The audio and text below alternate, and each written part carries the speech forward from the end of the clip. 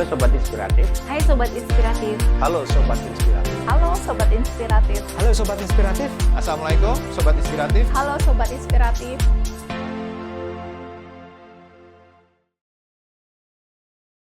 Assalamualaikum Sobat Inspiratif. Hari ini kita akan bicara tentang quality control, SOP, dan pengendalian produk gagal.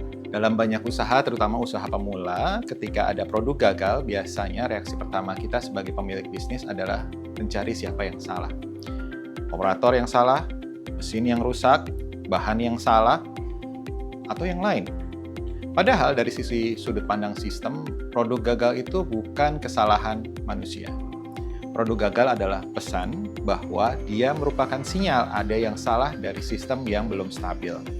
Bayangkan, kalau kita tubuh manusia dan ketika kita demam itu sebetulnya bukan musuhnya. Demam itu tanda atau alarm ada infeksi, ada gangguan, ada sesuatu yang perlu diperbaiki dalam tubuh kita. Jika kita hanya menurunkan demam tanpa mencari penyebab, masalah tentu akan kembali. Sakitnya tidak akan sembuh dan akan berulang terus. Begitu juga dengan kualitas produk. Setiap produk gagal sebenarnya memiliki biaya tersembunyi, bukan hanya bahan yang terbuang. Ada biaya waktu, biaya tenaga, biaya kepercayaan pelanggan, bahkan biaya mental bagi tim yang harus memperbaiki kesalahan. Dan seringkali itu lebih mahal dari yang terlihat. Jadi teman-teman atau Sobat Inspiratif semua, quality control dan pengendalian mutu pada dasarnya adalah sistem saraf organisasi. Ia memberitahu sinyal lebih awal sebelum kerusakan menjadi lebih besar. Tanpa sistem kontrol, kesalahan kecil akan berulang diam-diam. Hari ini satu produk rusak, besok 2, minggu depan 10. Bukan karena orangnya tidak kompeten, tetapi karena sistemnya tidak memberi umpan balik. Tujuan kita bukan membuat organisasi yang sempurna. Itu tidak realistis. 100% is almost impossible. Tujuan kita adalah membuat organisasi yang cepat belajar, yang bisa mendeteksi masalah lebih awal, memperbaiki lebih cepat, dan mencegah kesalahan berulang. Jadi, ketika kita bicara tentang quality control, kita sebenarnya sedang berbicara tentang perlindungan. Perlindungan terhadap pelanggan, perlindungan terhadap reputasi usaha, dan perlindungan terhadap masa depan bisnis kita. Sekarang kita masuk ke pertanyaan praktis. Apa sih sebenarnya quality control dalam kehidupan sehari-hari di tempat kerja? Banyak orang membayangkan quality control sebagai departemen khusus, ada orang tertentu yang bertugas memeriksa tugas akhir atau produk akhir. Bahkan dalam sistem yang sehat, orang banyak mengira quality control adalah sebuah departemen yang sangat-sangat kompleks. Sebenarnya bukan. Quality control adalah kebiasaan kerja. Dia adalah cara berpikir yang dilakukan oleh semua orang, setiap hari, setiap saat. Mari kita sederhanakan menjadi 3 pilar. Pilar pertama adalah standar yang jelas. Kita harus tahu seperti apa sih produk yang dianggap baik itu. Tanpa standar, kita jadi nggak punya arah. Misal, berat produk harus 100 gram, tetapi tidak mungkin dalam operasional akan selalu tepat 100 gram. Maka kita tentukan toleransinya berapa. Misal, plus minus 2 gram. Itu akan menjadi batas yang bisa diterima. Pilar kedua adalah pemeriksaan rutin. Kita harus menentukan kapan dan siapa yang akan memeriksa. Apakah setiap batch diperiksa? Wow, tentu biayanya akan besar. Apakah setiap jam? Waduh, akan repot sekali. Apakah di awal shift? Nah, ini akan terjadi ledakan. Tanpa jadwal yang jelas, pemeriksaan akan tergantung pada ingatan manusia. Dan ingatan manusia seringkali tidak konsisten. Pilar ketiga adalah pencatatan. Banyak usaha melakukan pemeriksaan, tetapi tidak mencatat. Akibatnya, ketika terjadi masalah, tidak ada bukti, kita tidak tahu kapan kesalahan mulai terjadi, berapa jumlahnya, dan apa penyebabnya. Di sini, peran sederhana dari checklist menjadi penting. Kelihatannya sepele, tapi itu adalah salah satu alat yang sangat efektif. Checklist mengubah kebiasaan pekerjaan yang tergantung pada ingatan menjadi pekerjaan yang tergantung pada sistem. Jika 3 hal ini berjalan, standar jelas, pemeriksaan rutin, dan pencatatan, maka kita sudah memiliki fondasi quality control. Tidak harus mahal, tidak harus rumit, tapi konsisten. SOP, cara membuat pekerjaan konsisten walaupun orangnya berbeda. Sekarang kita bicara tentang SOP atau Standard Operating Procedures. Banyak orang yang menganggap bahwa SOP adalah dokumen tebal, ditimpan di lemari, ada tanda tangan, ada stempel, tetapi tidak pernah dibaca. Itu bukan SOP, itu arsip. SOP yang baik sebenarnya sangat sederhana. SOP adalah cara membuat pekerjaan tetap konsisten walaupun orangnya beda-beda. Hari ini misalnya operator A yang bekerja, besok ganti operator B, tetapi hasilnya harus tetap sama. Mari kita lihat dari prinsip dasar. Sebuah SOP minimal harus memiliki 4 komponen. Pertama adalah tujuan. Kita harus tahu mengapa langkah ini menjadi penting.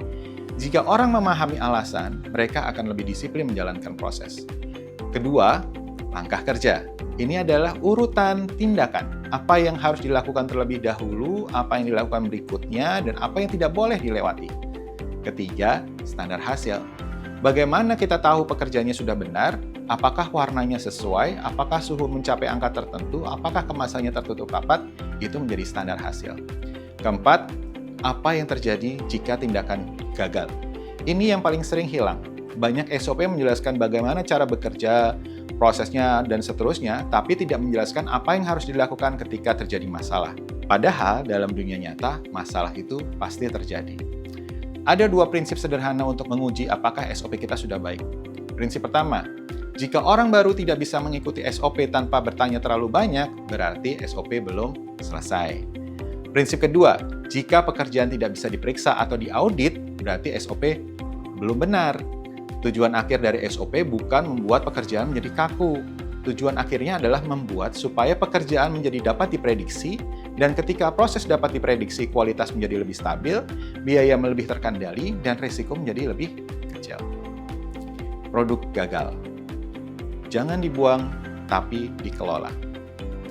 Sekarang kita masuk ke topik yang seringkali dianggap sensitif, yaitu produk gagal. Banyak organisasi atau perusahaan merasa malu jika ada produk gagal. Akibatnya, produk gagal disembunyikan, dicampur dengan produk baik, atau bahkan dibuang tanpa dicatat. Padahal, dari sudut pandang manajemen, produk gagal adalah data yang sangat mahal. Dia memberitahu di mana sistem kita yang lemah. Ini menunjukkan titik kegagalan yang perlu diperbaiki.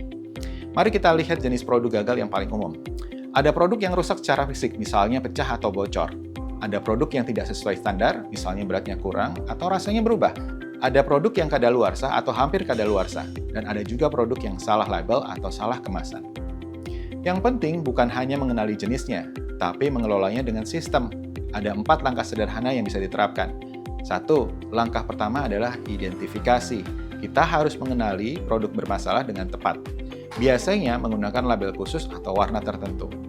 Langkah kedua adalah pemisahan. Produk gagal tidak boleh dicampur dengan produk baik. Jika tercampur, risiko terbesar adalah produk bermasalah sampai ke tangan pelanggan. Langkah ketiga adalah pencatatan. Kita harus mencatat jumlah dan penyebab. Tanpa data, kita tidak bisa belajar. Langkah keempat adalah keputusan. Tidak semua produk gagal harus dibuang. Ada yang bisa diperbaiki, ada yang bisa dijual dengan diskon. Terakhir, apa yang memang harus dimusnahkan. Keempat langkah ini berjalan, produk gagal berubah dari beban menjadi sumber pembelajaran. Sistem sederhana bisa langsung dijalankan. Sebagai penutup, mari kita kembali ke prinsip sederhana. Kita tidak perlu sistem yang sempurna untuk memulai. Kita hanya perlu sistem yang bisa dijalankan setiap hari. Ada 3 alat minimum yang bisa langsung diterapkan di hampir semua usaha. Pertama adalah form pemeriksaan harian. Formnya ini tidak perlu terlalu rumit. Cukup beberapa poin penting yang harus dicek secara rutin. Tujuannya adalah bukan mencari kesalahan, tetapi memastikan proses berjalan sesuai standar. Kedua adalah SOP 1 halaman per proses. Tidak perlu tebal, cukup sederhana, tetapi mudah dipahami. SOP yang efektif adalah SOP yang digunakan atau dilakukan, bukan disimpan. Ketiga adalah buku log produk gagal. Setiap produk yang bermasalah harus dicatat, bukan untuk menyalahkan, tetapi untuk belajar. Dan data inilah kita bisa melihat pola. Apakah masalah sering terjadi di shift tertentu? Apakah terjadi pada bahan tertentu? Apakah terjadi pada mesin tertentu? Indikator keberhasilan di tahap awal juga harus realistis. Kita tidak bisa langsung mentargetkan 0 produk gagal, itu nggak masuk akal.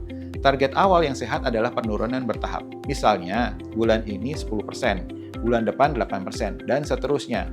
Ketika sistem mulai berjalan, manfaatnya akan terasa. Proses kerja menjadi lebih tenang, konflik berkurang, dan pelanggan lebih percaya. Ini bukan karena kita sedang bekerja keras, tetapi karena kita bekerja lebih teratur. Dan disinilah inti dari program yang lebih besar. Quality control bukan proyek satu kali, dia adalah kebiasaan dalam sebuah organisasi. Kebiasaan yang dibangun sedikit demi sedikit, tapi dampaknya bisa sangat besar bagi keberlanjutan usaha. Demikian Sobat Inspirasi, semoga bermanfaat. Terima kasih dan sampai jumpa lagi lain waktu.